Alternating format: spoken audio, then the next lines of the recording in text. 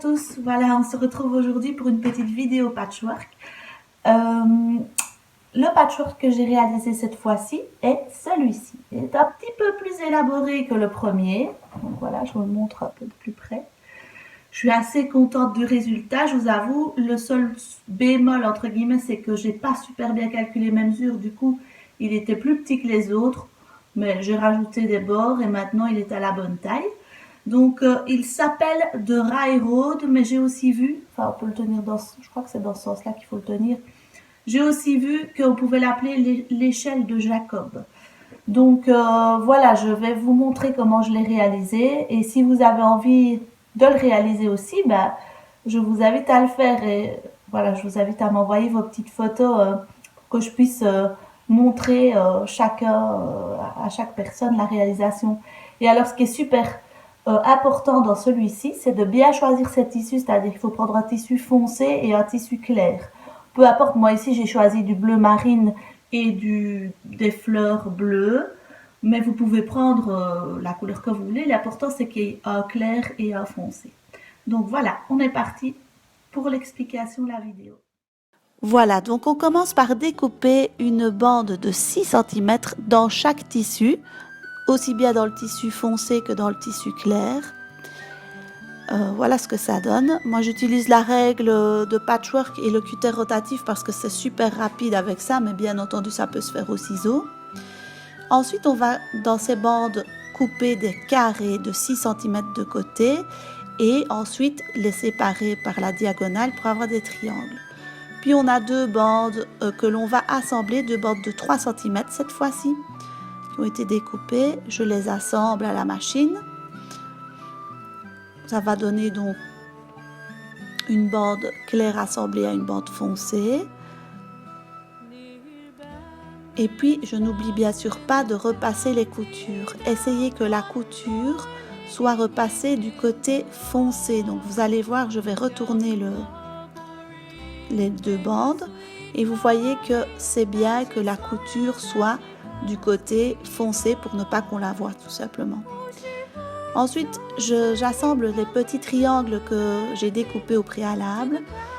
Je les fais à la suite de l'autre pour deux raisons. D'une part pour économiser du fil, mais d'autre part aussi pour ne pas, comme vous le voyez, j'ai eu quelques soucis, que ça se bloque dans la machine. Donc grâce à ça, je peux tirer sur le petit triangle arrière et faire avancer le petit triangle que je viens de positionner pour ne pas qu'il aille se coincer dans le petit trou par où passe l'aiguille.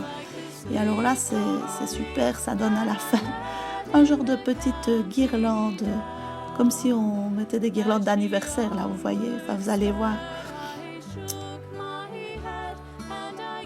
Donc voilà, j'assemble tous les petits triangles. Ça prend quand même un petit peu de temps de faire cette étape-là.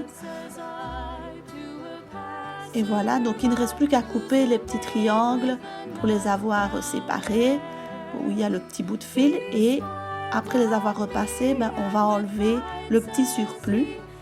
Alors moi je le fais avec la règle de patchwork, de nouveau et cutter, parce que c'est très très rapide et très facile. Mais bien sûr, ça peut se faire au ciseau, tout ça. Ce n'est pas obligatoire de faire avec le cutter. Alors, les deux bandes qu'on avait assemblées, on va les couper tous les 3 cm. Je vous donne mes mesures, mais bien entendu, si vous avez des carrés plus grands ou plus petits, adaptés à votre mesure à vous. Et donc, on les coupe tous les 3 cm. Et ensuite, on va les assembler côté clair contre côté foncé pour former un petit damier. Et de nouveau, je les assemble à la suite de l'autre, vous voyez.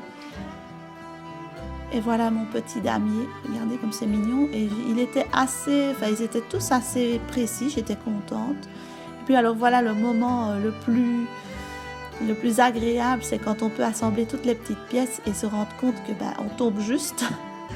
Donc ça c'est super satisfaisant, je vous assure. Et puis on les assemble alors. Il n'est pas parfait, il y a des petits défauts, mais pour la première fois, je suis assez contente. Son gros défaut, c'est qu'il était trop petit par rapport aux autres, donc j'ai simplement ajouté un bord en plus avec le tissu qui me restait. Voilà. Voilà, j'espère que cette petite vidéo vous a plu. Je vous laisse en compagnie des réalisations d'Isabelle qui m'a envoyé quelques photos cette semaine. Et je vous dis à bientôt. Profitez bien du soleil et du printemps qui arrive et des petites fleurs qui vont sortir. Profitez de toutes ces magnifiques choses qu'on attendait avec impatience. À très bientôt.